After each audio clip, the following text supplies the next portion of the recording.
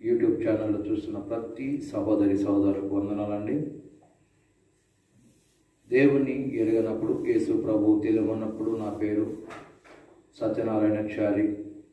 హైదరాబాద్ ప్రాంతం, ఉపగ్రహ ప్రాంతంలో గోల్డ్ స్మిత్ వర్క్ చేసుకుంటూ జీవిస్తున్న వాడిని. కొన్ని అప్పుల బాధల నుండి, ఇబ్బందుల నుంచి దేవుని యొక్క కృప కనికరము. అప్పట్లో నేనే గొప్పవాడిని, నేనే అనుకునేవాడిని. అయినప్పటికీ నా జీవితము 15-16 సంవత్సరాల స్నేహబంధంతో ఉన్న వ్యక్తులు, స్నేహితులు అప్పు కట్టలేని స్థితిలో నన్ను నానా విధంగా బాధ పెడుతూ చాలా ఇబ్బంది పెట్టినప్పుడు కూడా దేవుని యొక్క మహాకృపను బట్టి, ఆయన కనికరంను బట్టి ఎవరైతే అప్పిచ్చారో 2008లో అప్పు కట్టలేని స్థితిలో ఉన్నప్పుడు నన్ను మాట్లాడదామని తీసుకొని వెళ్ళి 3 దినములు బంధించటము, అలా చేసినప్పుడు ఏమి చేయాలో అర్థం కాని పరిస్థితిలో ఉన్నప్పుడు, చనిపోవాలి అనే స్థితిలో అనేక ప్రాంతాల్లో తిరుగుతున్నప్పుడు ఒక సికింద్రాబాద్ రైల్వే స్టేషన్లో దేవుడు ఒక మందిరానికి నడిపించినప్పుడు, ఆ మందిరంలో ప్రార్థనా వీరులుగా ప్రార్థనా ధూపంలో ఉండి ప్రార్థిస్తూ, దేవుడు నీకు సహాయం చేస్తాడు, దేవుడు నీతో ఉన్నాడు, భయపడవద్దని ధైర్యం చెబుతూ, మరి మీకు ఒక అడ్రస్ ఇస్తా, ఒక దైవజనుడి దగ్గరికి వెళ్ళండి, వారు ప్రార్థన పూర్వకంగా దేవుని కృపను బట్టి మీకు సహాయం చేస్తారని చెప్పినప్పుడు నేను అలానే మందిరానికి వెళ్ళటం జరిగింది. మందిరానికి వెళ్ళినప్పుడు దైవజనుడు వాక్యం ద్వారా దేవుడు నాతో మాట్లాడి చేసినప్పుడు ఒక వారం వెళ్ళగానే మరి 2వ వారంలో వెళ్ళాలి అనుకున్నప్పుడు ఎవరైతే అప్పించిన వ్యక్తి మరలా వచ్చి తీసుకొని వెళ్ళి మరి ఒక 11 దినములు గృహబందీగా ఉంచి ఉన్నాడు. ఆ గృహబందీ నుంచి నా బంధువులు వారు కొంత అప్పు తీర్చి మళ్ళా విడిపించినప్పుడు ఇలా ఆయన చేయాలి అర్థం కాని స్థితిలో మరలా మందిరానికి వెళుతున్నప్పుడు దేవుడు క్లుప్తంగా మాట్లాడుతున్నాడు. నా కుమారుడా, భయపడకము, నేను నీకు తోడై ఉన్నానని, నేను నీకు సహాయం చేస్తానని సెలవిచ్చినప్పుడు ఆ దైవజనుడి దగ్గర వాక్యము ద్వారా దేవుడు నాతో మాట్లాడినప్పుడు నిక్షేమగా నేను నమ్మి ఉన్నాను. అయినప్పటికీ 2009లో మొట్టమొదటిగా నా దేవుడు నాతో మాట్లాడి చేసినప్పుడు సంపూర్ణంగా మారుమనసు పొందుకొని రక్షింపబడి రక్షణలో జీవిస్తున్నప్పుడు మరీ శ్రమలు ఎక్కువై అప్పించిన వాళ్ళు ఇబ్బంది పెడుతున్నప్పుడు మరి మాకున్నవన్నీ కూడా అమ్మేసుకున్న, అప్పు తీర్చలేదు. అలా అని చెప్పి 2009లో అప్పు తీర్చలేని స్థితిలో భార్యను, 2 పిల్లల్ని విడిచిపెట్టి 14 నెలలు వేరే ప్రాంతానికి వెళ్ళి ఒంటరిగా జీవిస్తున్నప్పుడు రాత్రింపగళ్ళు పనులు చేసుకుంటూ ఎవరు లేని కష్టస్థితిలో ఒంటరి వాడినయ్యి అనేక ఆకలి దప్పికలతో ఉన్నప్పుడు ఆ రోడ్ల మీద కూడా పనులు దొరకకపోతే రోడ్ల మీద పడుకొని తిరుగుతున్నప్పుడు ఎవరు మాట్లాడేవారు లేరని ఒంటరిగా బాధపడుతున్నప్పుడు దేవుడు అనేక మార్లు కలిసి మాట్లాడినప్పుడు మరలా ఒక దైవజనుడు ద్వారా మరొక సంఘానికి వెళ్ళి ఇంచుమించు 1 సంవత్సరము వాలంటీర్గా దేవుని పరిచారకుడుగా పరిచయం చేయించుకున్నాడు దేవుడు. తిరిగి మరలా 2010 సంవత్సరంలో గృహానికి వచ్చినప్పుడు ఆ గృహంలో 2 రోజులు ఉన్నప్పుడు ఎవరైతే డబ్బిచ్చున్నారో, ఎవరైతే 2 సార్లు బంధించున్నాడో ఆ వ్యక్తి మరలా వచ్చి మరలా తీసుకొని వెళ్ళి ఇంచుమించు 50 దినములు గృహబందీగా ఉంచుకున్నాడండి. ఒక పూట భోజనము, ఒకే జత బట్టలతో 50 దినములు ఒక చీకటి గృహములో బంధింపబడిన వ్యక్తిని ఒకటే డ్రెస్సు 50 దినములు ఉంచుకొని 3 సార్లు 50 దినములో 3 సార్లు స్నానం చేయడము, ఒక పూట భోజనం చేసి బ్రతుకుతున్నప్పుడు అనేక మార్లు చనిపోవాలని ప్రయత్నం చేసినప్పుడు దేవుని యొక్క కృప, ఇంట్లో ఎలక్ట్రికల్ వర్క్లలో కరెంట్ బోర్డులలో చేతులు పెట్టి చనిపోవాలనుకున్నాను, ఫ్యాన్లకు ఉరివేసుకొని చనిపోవాలనుకున్నాను, బిల్డింగ్ మీద నుంచి పడి చనిపోవాలనుకున్నాను, రైలు పట్టాల మీద నుంచి వెళ్ళి చనిపోవాలనుకున్నాను. ఎక్కడ దేవుడు నన్ను చావుని యొక్క దేవుడు హస్తాలతో పట్టుకొని నడిపిస్తూ దేవుడు మాట్లాడుతున్నప్పుడు అనేక ప్రాంతాలు 2009 సంవత్సరంలో 2010 సంవత్సరంలో 50 దినములు గృహబందీగా ఉండి 51వ దినము అద్భుతంగా నా కుటుంబ సభ్యులు బంధువులందరూ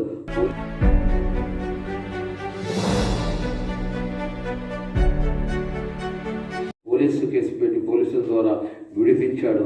అది 2010 నుంచి 2013లో కోర్టు కేసు వచ్చినప్పుడు ఆ కోర్టు కేసులో కూడా అనేక సందర్భాల్లో దేవుడు దర్శిస్తూ దేవుడు మాట్లాడుతున్నప్పుడు దేవుడు ఆ కోర్టు కేసును కూడా జడ్జి స్థానంలో దేవుడే ఉండి నాకెంతో మేలు చేశాడు.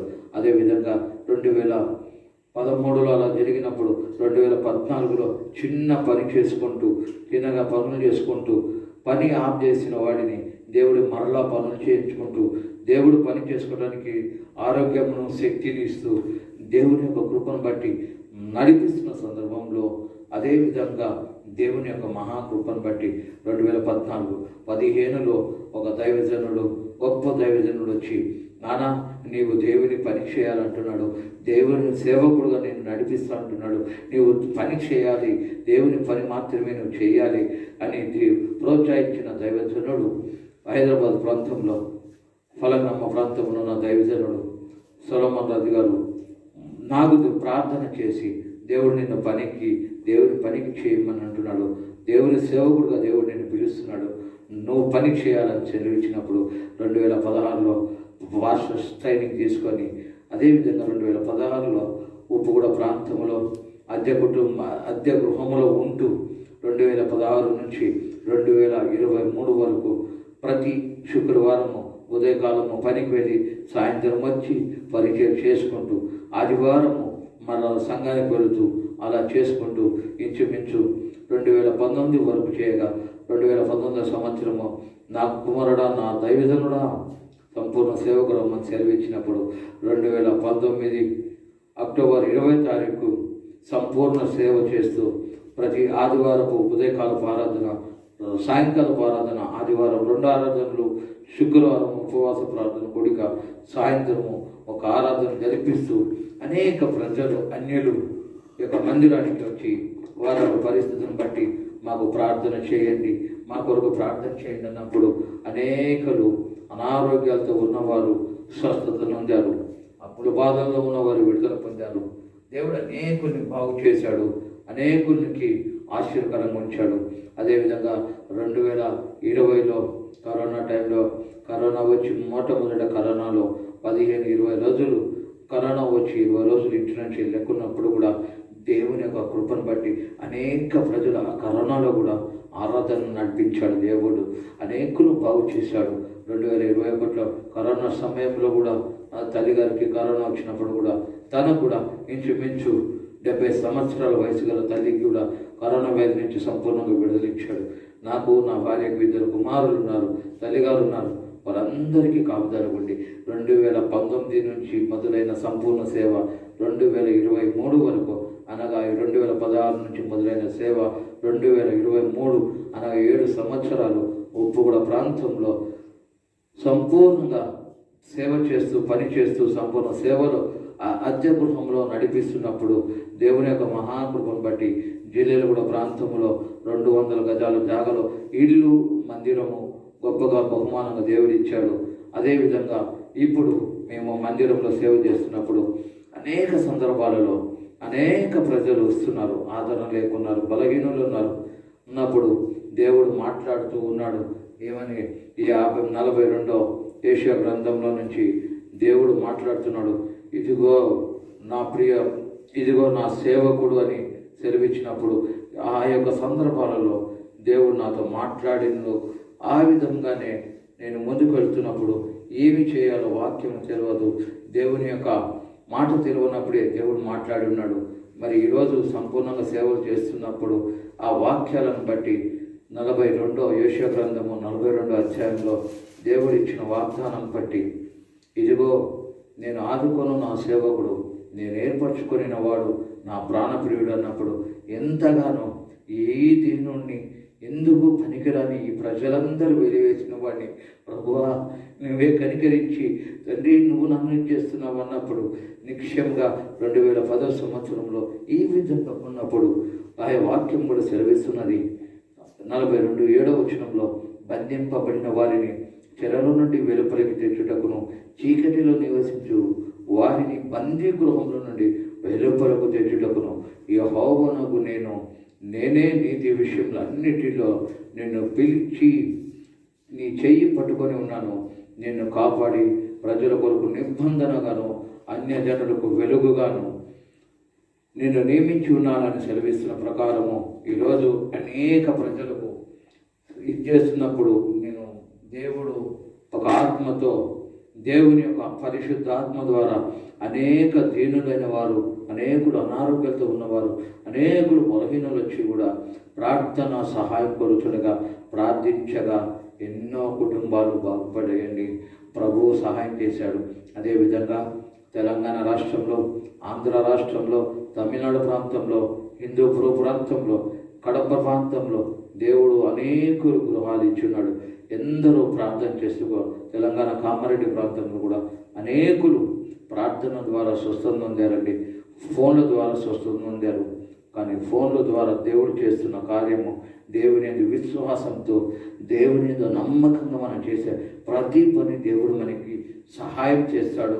దేవుడు నీతో నాతో మనందరితో తోడుగా ఉన్నాడని నమ్మండి. ఈరోజు నా జీవితంలో అనేక సందర్భాలలో ఒంటరిగా జీవిస్తున్న చనిపోవాల్సిన స్థితిలో దేవుడు లేవనెత్తాడండి.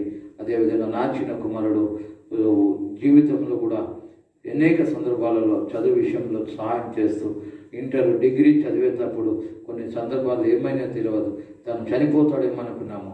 అటువంటి వ్యక్తిని కూడా దేవుడు ముట్టి స్వస్థపరచడమే కాదు, ఈ హైదరాబాద్ ప్రాంతం నుంచి తమిళనాడు ప్రాంతంలో కారుణ్య యూనివర్సిటీలో MBA ఫైనాన్స్ చదవడానికి ఏమీ లేని స్థితిలోనే 7 లక్షల రూపాయలు దేవుని సహాయంగా ఎడ్యుకేషన్ లోన్ కావచ్చు, స్కాలర్షిప్ కావచ్చు, అదేవిధంగా నా యొక్క సంఘంలోకి వస్తున్న ప్రతి విశ్వాసి చేసిన ప్రార్థన విశ్వాసుల ద్వారా దేవుడు సహాయం చేసి చదువులు ఎంతో గొప్ప కార్యం చేశాడు. ఈరోజు ఆ కుమారుడు మంచి ఉద్యోగం, బెంగళూరు ప్రాంతం ఉద్యోగం చేస్తూ వారి ద్వారానే ఈ యొక్క గృహాన్ని, మందిరాన్ని మాకు బహుమానంగా ఇచ్చాడు. ఈ మందిరంలో ఆదివారపు ఉదయము 11 గంటల నుంచి 1 గంట వరకు ఆరాధన జరుగుతుందండి. నిశ్చయంగా జిల్లాలో కూడా ప్రాంతంలో ఎవరైనా మీరు కానీ మీ బంధువులు కానీ స్నేహితులు ఎవరు ఉన్నప్పటికీ ఎవరు కూడా వేరే మందిరాలకి వెళ్ళని వారు ఎవరైనా ఉంటే నిశ్చయంగా ఈ మందిరానికి నడిపించండి, మందిరంలో బలపరచండి. మందిరానికి ఆశ్చర్యంగా ఏ పరిస్థితిలో ఉన్నా, ఏ స్థితిలో ఉన్నా కానీ దేవుడు సహాయం చేస్తాడని నమ్మండి. ఈ నా జీవితంలో చేసిన చిన్నపాటి సాక్ష్యమే, ఇంకా చాలా ఉంది. అయినప్పటికీ సమయము చూడలేకుంటారో చూస్తారు, కానీ కొద్దిసేపు సమయం పంచుకోవాలని దేవుడిచ్చిన ఈ ప్రేరేపణ బట్టి, దేవుని యొక్క మహాకృపను బట్టి ఈ యొక్క చిన్న సాక్ష్యము ఈ దీనదాసుడు పంచుకుంటుండగా మీరే నాకు సహాయం, మీరే బలపడుటకు దేవుడి సమయాన్ని ఇచ్చాడు. కాబట్టి మీ అందరికీ ప్రేమతో ఎవరైనా మీ బంధువులు, స్నేహితులు, మీరు ఈ యొక్క హైదరాబాద్ ప్రాంతంలో, జిల్లాలు కూడా Vivek Nagar colony road number 3లో యేసుక్రీస్తు కృపా ప్రార్థన మందిరము ఇంటిపైనే మందిరం ఉందండి. ఎవరైనా మీ వారు ఉంటే ఎటువంటి స్థితిలో అయినా దయచేసి గమనించండి. మీకేదైనా ప్రార్థన అవసరం ఉంటే మాకు తెలపగలరు. మా యొక్క ప్రార్థన చేయటకు ఫోన్ నెంబర్స్ చెబుతున్నాను, రాసుకోండి. ఫోన్ నెంబర్, ప్రార్థన అవసరం కొరకు ఫోన్ నెంబరు ఈ ఛానల్లో మీకు తెలియపరచబడుతుంది. ఏ అవసరం ఉన్నా మాకు తెలియపరచండి.